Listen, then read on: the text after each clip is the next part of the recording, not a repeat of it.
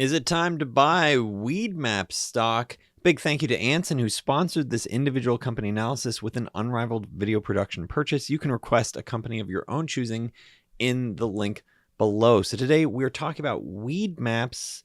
Ticker is MAPS, or MAPS for WM Technology Company. I previously did a video on WeedMaps when it was coming from the SPAC SSPK. It was unknown what the ticker was. And I was wondering, hey, could this company have 300% upside if management delivered? And that was really the key question.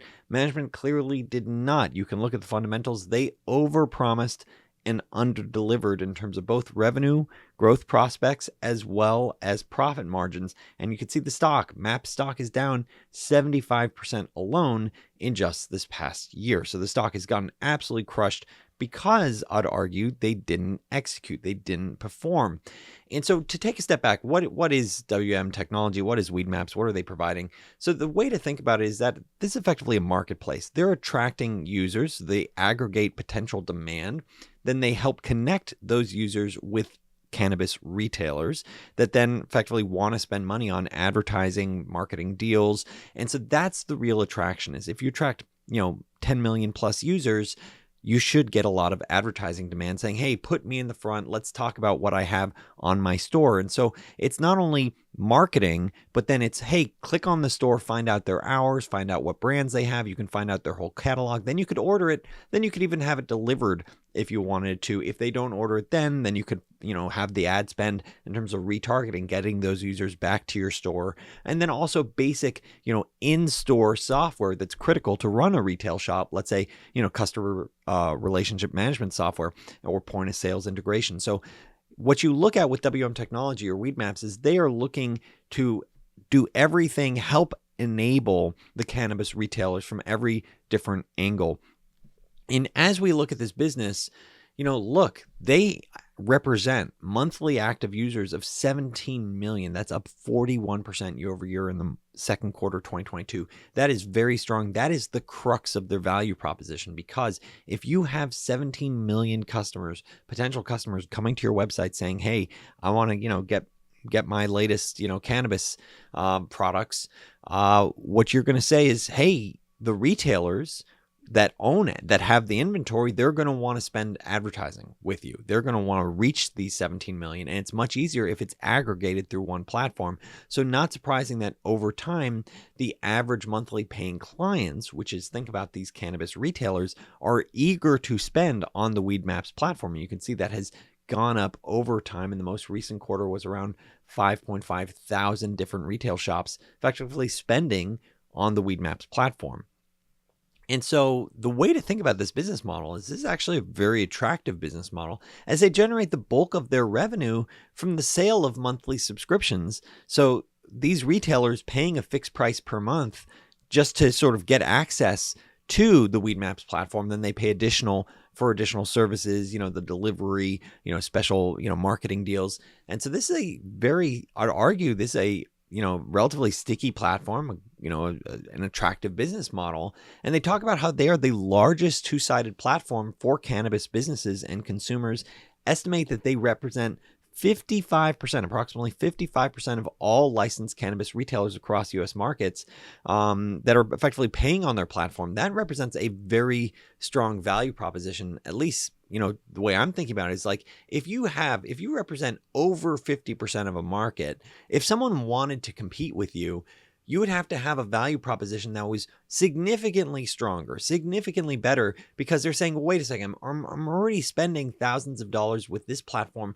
Why would I want to spend money with, let's say, a smaller platform that doesn't have that 17 million people going to it? So that, that 17 million in terms of demand aggregation is a very strong value proposition for them. And that should, sort of translate into getting increasing wallet share from these cannabis retailers. So that actually strikes me as very interesting, as I look at this, saying, yeah, if you have an estimated 55% of all licensed cannabis retailers, that's extremely interesting and makes it very tough for competitors to compete long term. And you see it with the data, I'd argue. Leafly, which is one of the competitors that they call out, grew only 14% in the most recent quarter. Leafly's much smaller than they are.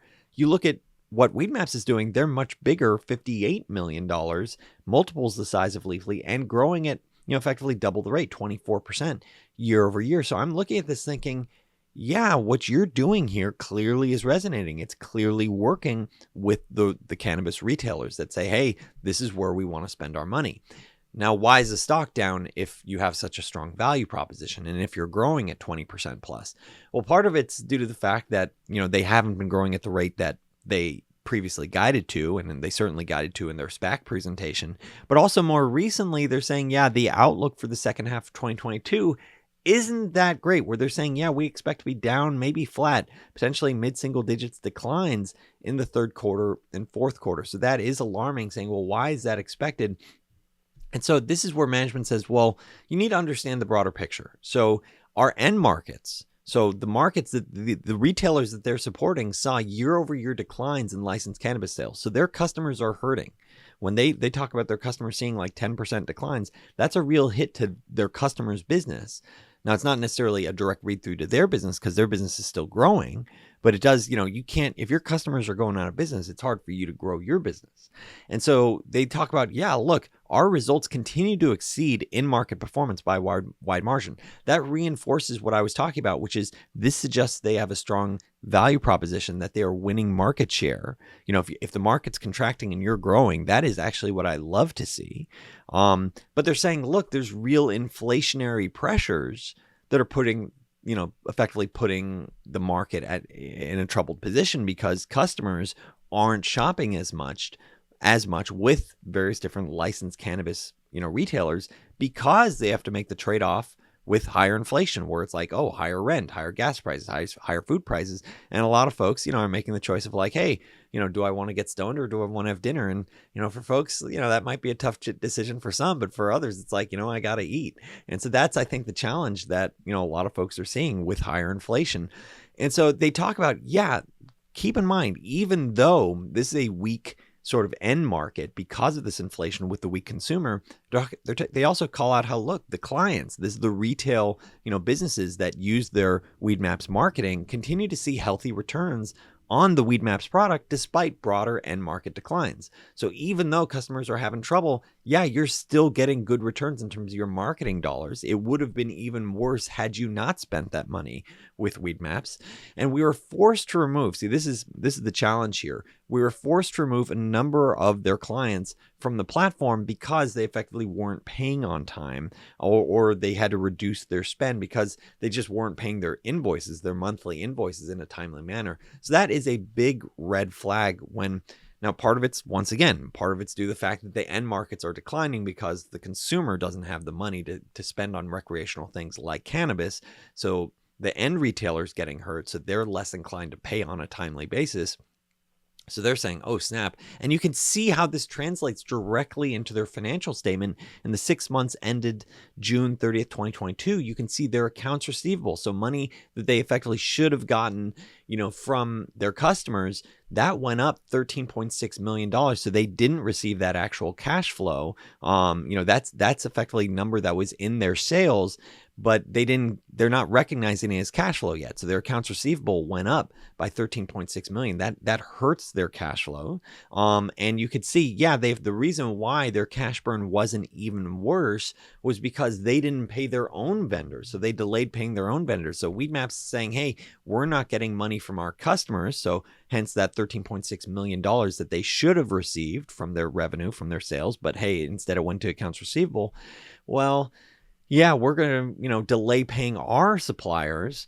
And so you see this huge uptick in the payables, of nearly 9 million, and still now looking at a cash burn, business versus, looking at last year, the operating cash flows were 16.5 million in the comparative half year period, now negative nearly $4 million. I mean, this is quite different than what management had previously talked about with that SPAC presentation when I did my original video, where they're talking about very lucrative free cash flow margins. This is, you're not seeing that now. And I would expect, given, their continued growth, given what they had previously said, that, hey, even facing this downturn, even facing this tougher environment, that they should have been significantly more free cash flow generative. And so that is sort of the mark against existing management, where you need to say, hey, now given that shareholders have been burned and the stock is down significantly from its highs, now it's saying, hey, you're going to need to prove yourself at this point, because you didn't deliver, and your margins, and your free cash, you're at a cash burn state. And you can see how that cash burn translated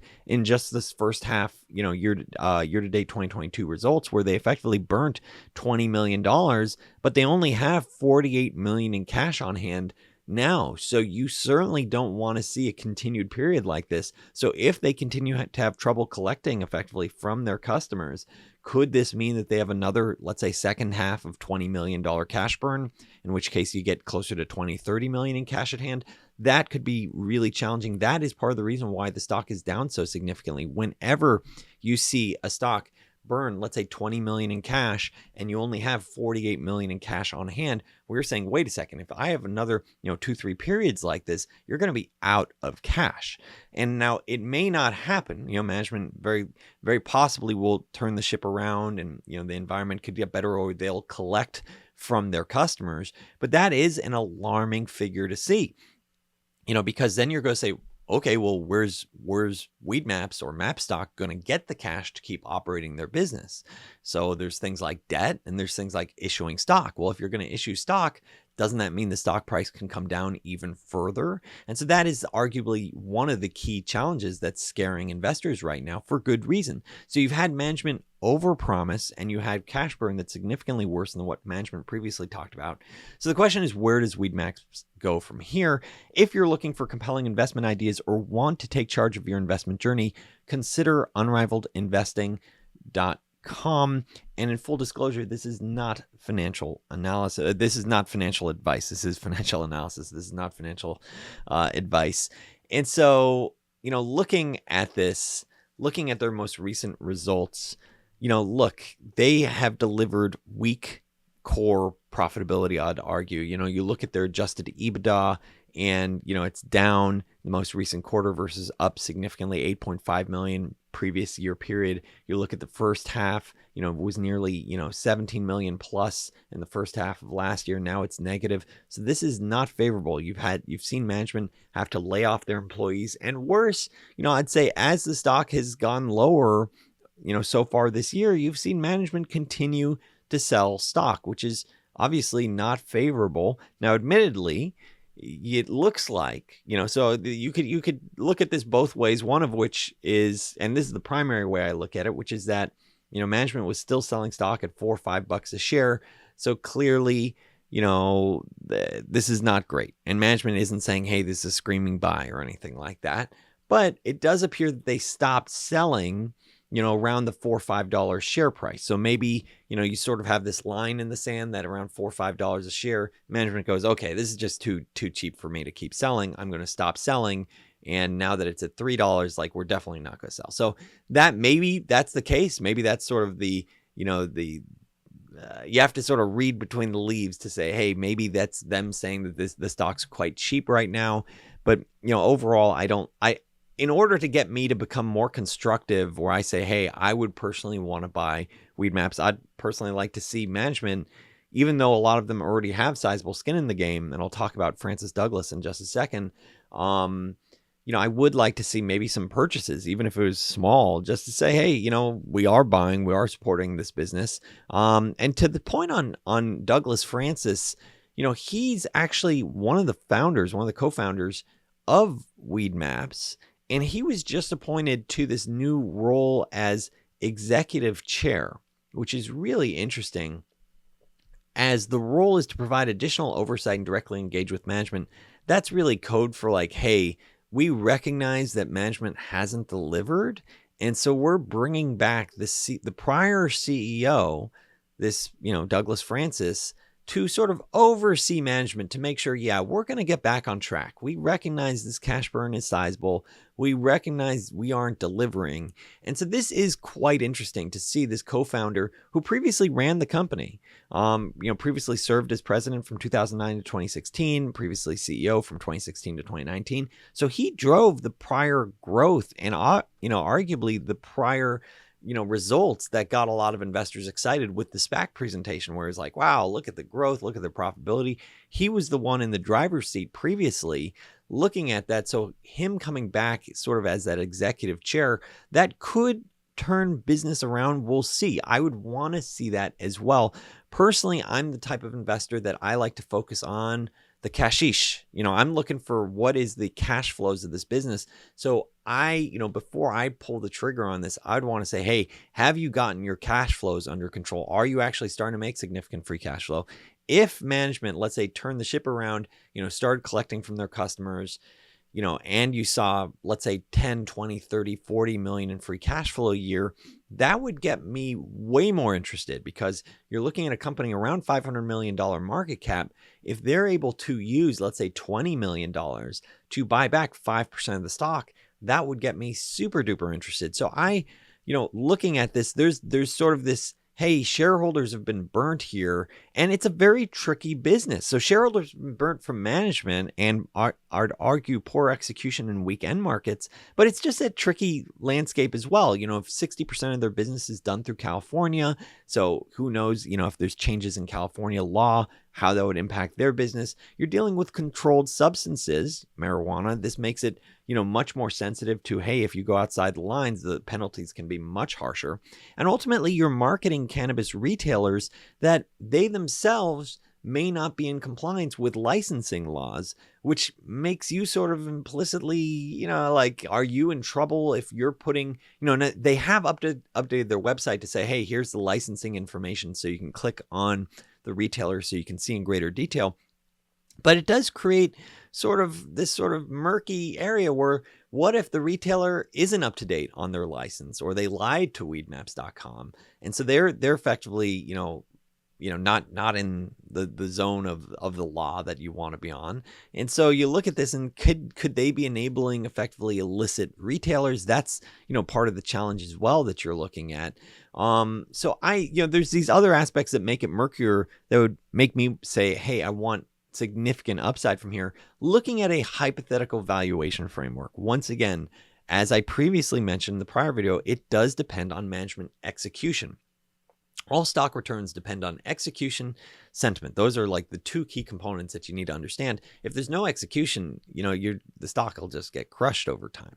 And so that's a key aspect of, like, hey, will you deliver? Whenever I do a hypothetical valuation framework, it's saying, hey, if you deliver, a big if, here's a range of possibilities of what the stock could look like, based on a range of sort of what the margins could shake out to be, what the end sentiment could look like in terms of end multiple. So based on sort of an updated outlook, the growth rate this year is probably going to, could possibly end somewhere between 10 to 15% growth for the year. Keep in mind, they're growing around 30% for the first half of the year, but they're effectively saying, hey, flat to down. So I'm saying 10 to 15% for the year. Their profit margins are nowhere near this now. They're currently loss making, but they do have really high gross margins of 80% plus, because this is arguably really a software business. So long term, this could definitely I would think that this could get to 20, somewhere between, let's say, 20 to 30%, profit margins. And previously they were there, so that's what gives me confidence, that makes me think, oh, they could get to those profit margins in the future, if they're operating and if they're actually delivering on their results. If their revenue, let's say, is inflated because they're not actually able to collect from their customers, then this all, goes, forget it. This all just goes in the garbage. This is saying, hey, if there's execution, if you can rely on their financials, then you have this potential. And that's why it's so important for me, once again, to see the cashish. I want to see that cash. What the cashish? I want to see what's going on there. I want to see them actually start collecting from their customers. So thinking about, what does this look like in the years ahead? If they get back to growth, 5 to 15% annualized growth in the years ahead, let's say a 15 to 20 times end multiple 5 years out, you're effectively looking at a little bit of upside to several 100% upside. But once again, depends on management, execution. Where's the business go from here? It does have a lot of potential. There's a lot of things that I do like about it, but for example, the 80% plus gross margins, the arguably sticky, critical software, the fact that they're aggregating demand with over 50% of the licensed retail shops. So these are all data points that make me and taking market share. You know, I look at all these data points and saying, yes, this does look like a very strong or very reasonable business, very strong value proposition. But personally, I wouldn't pull the trigger until I start seeing some, you know, some further proof, because a lot of shareholders have been burned by the fact that they overpromised and underdelivered. So you're in the penalty box, in my opinion. Now you need to prove yourself, bringing in, you know, Douglas Francis to effectively oversee management to make sure, hey, we get back on track. That is arguably a good first step. We'll see how they deliver from here. I want to start seeing that cash come in. I don't want to see cash burn. If they start bringing in 20 million in cash a year in terms of free cash flow, you know, they get back to that without it being from stock-based compensation. If it's real free cash flow, then I would say, hey, this is getting, you know, very interesting. So I'd want to sort of, you know, for me, it's you need to verify at this point, because you've burned a lot of shareholders. And so for investors that own it currently, you sort of have to size up your own degree of speculation, how much you want to trust management from here. You know, that's sort of the tricky part for existing shareholders. If you enjoyed this video, please make a point of hitting that thumbs up, hit that like button, and thank you so much for watching Unrivaled Investing.